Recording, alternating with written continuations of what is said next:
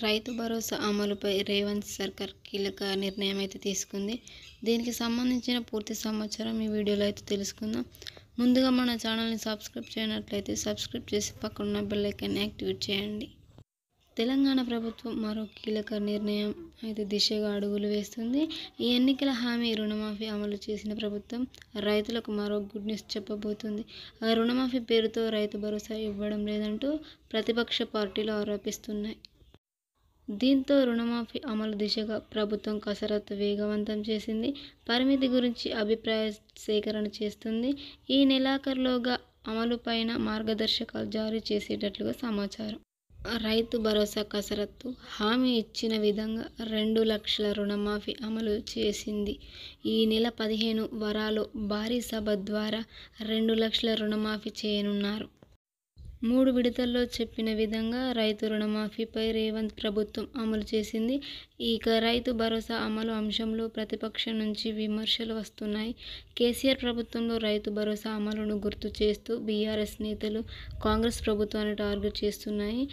దీంతో ఇప్పుడు ప్రభుత్వం రైతు భరోసా పైన అమలు ఫోకస్ చేసింది. పరిమితి ఎంత?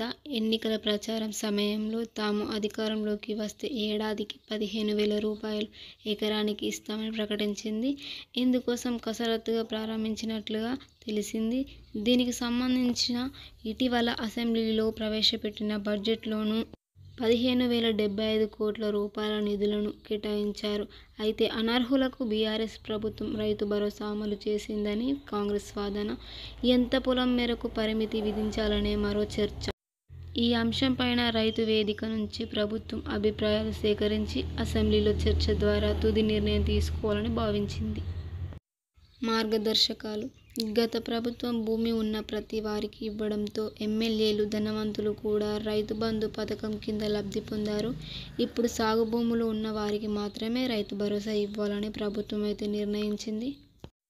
10 ఎకరాల పరిమితి విధించాలని సూత్రప్రాయంగా నిర్ణయించినట్లుగా సమాచారం.